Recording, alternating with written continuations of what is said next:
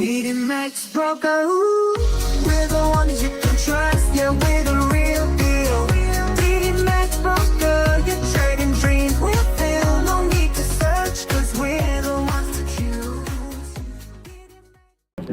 Oke, halo, selamat datang kembali di Didi Max Trading Room bersama saya Vincent. Ya, di video kali ini saya akan membahas tentang lebih lanjut tentang pembahasan dari indikator moving average, convergent divergent atau yang sering disebut dengan MACD ya. Nah, MACD ini termasuk salah satu kategori indikator di bagian osilator ya. Jadi dia tuh adanya di insert indikator osilator, lalu pilih MACD di sini, pencet ya seperti ini, lalu setelannya periodenya standar aja 12, 26 dan 9 ya. Di video sebelumnya saya udah bahas tentang cara penggunaan MACD ya, tapi itu cara membaca trennya dan bagaimana kita entry-nya dengan menggunakan MACD. Lalu di video kali ini saya akan membahas tentang lanjutan dari video sebelumnya, yaitu bagaimana cara mendeteksi pola divergennya, bearish divergennya, dan bullish divergennya dengan menggunakan dari MACD ini ya. Oke, tanpa lama lagi kita langsung lanjut ke videonya. Di sini saya udah pasang MACD, indikator MACD dengan periode standar dan time frame-nya H1 ya. Jadi kalau misalkan Bapak Ibu mau tahu MACD atau misalkan divergent itu bagusnya akan lebih validnya ada di time frame H1 ke atas. Kalau misalkan di M5, M15 itu sebenarnya kurang bagus ya. Kurang bagus. Kenapa? Karena variabelnya tuh kurang cocok lah. Saya cek beberapa kali ke belakang di bawah dari H1 itu banyak sekali false signal yang terjadi di MACD yang diberikan oleh bearishnya ya, bearish divergentnya atau bullish divergentnya. Nah, lalu kalau misalkan yang paling enak di mana H1 dan D1 itu enak banget. Tapi kalau D1 itu kelamaan ya. Untuk kategori MACD itu D1 itu banyak kelamaan. Jadi saya pakainya adalah H1 untuk penggunaannya. Gitu. Oke.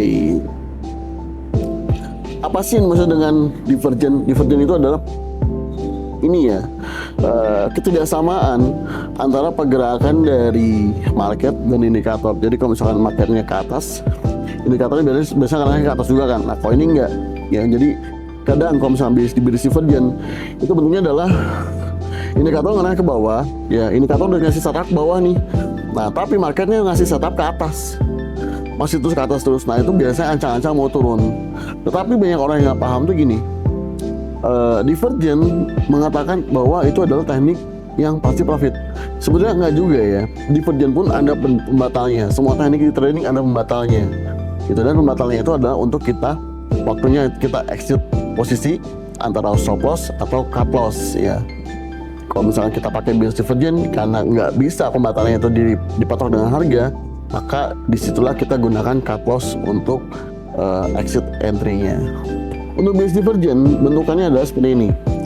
Marketnya dia mengarah ke atas, makanya ke atas nih ya, makanya ke atas seperti ini. Tapi untuk indikatornya dia mengarahnya ke bawah seperti ini ya. Jadi kalau misalnya pembentukannya adalah ke begini ya. Di sini setup ini hampir banget ini membentuk menjadi pola bearish divergent. Kenapa?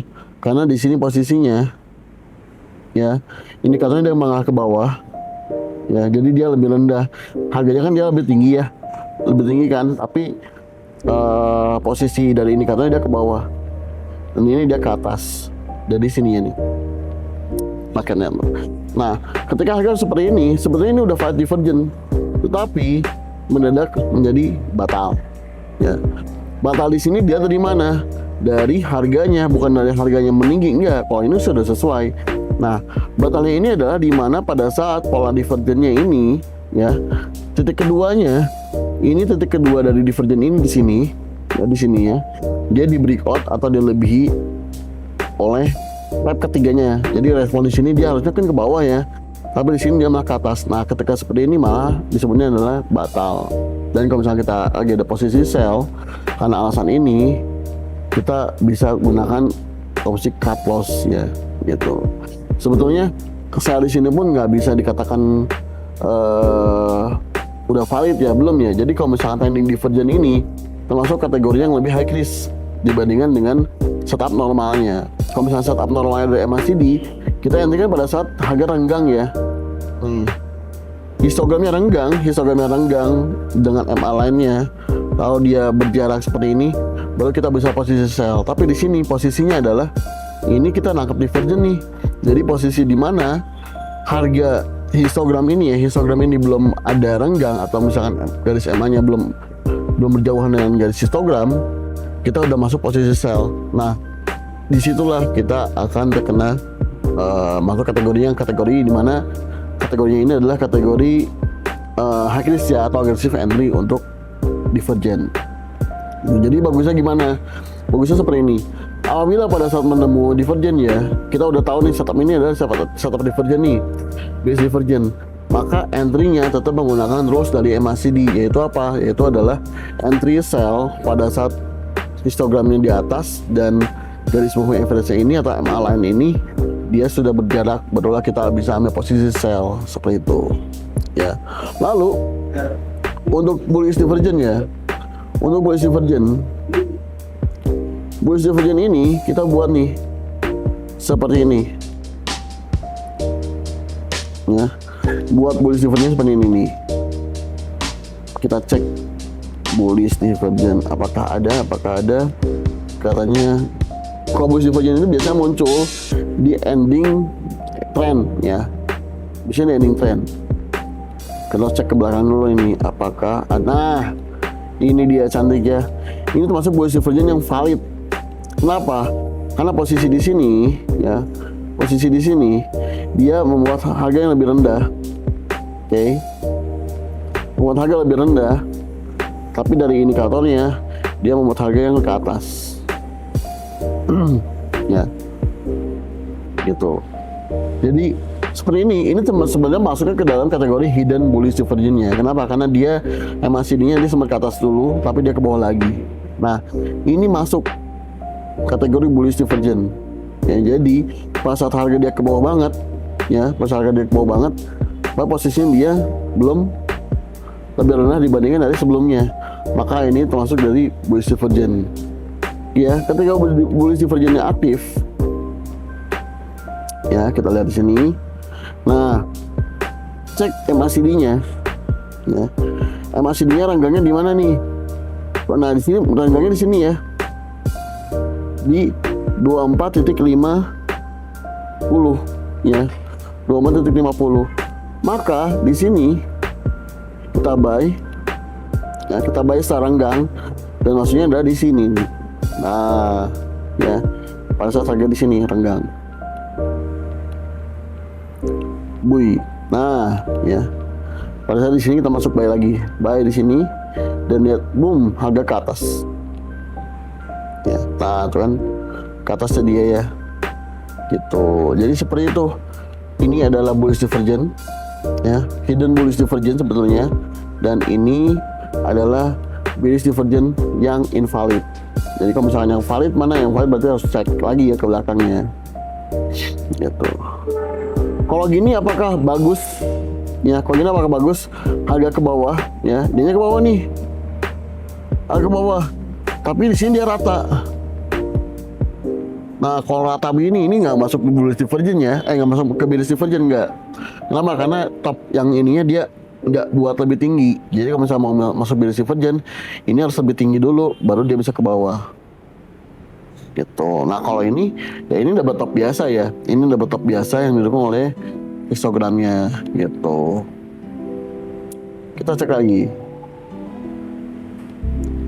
Nah, kalau ini wajar, ini masuk nih ya di sini, lihat ini. Ini kan ke atas ya. Ini ke atas. Lalu ini pun dia ke atas ya. Di sini pun dia ke atas juga sama. Nah, ini seharusnya seperti ini ya. Ini yang normalnya kayak gini. Tapi kalau misalkan yang nggak normalnya, bukan yang normal ya, tapi anomali ya.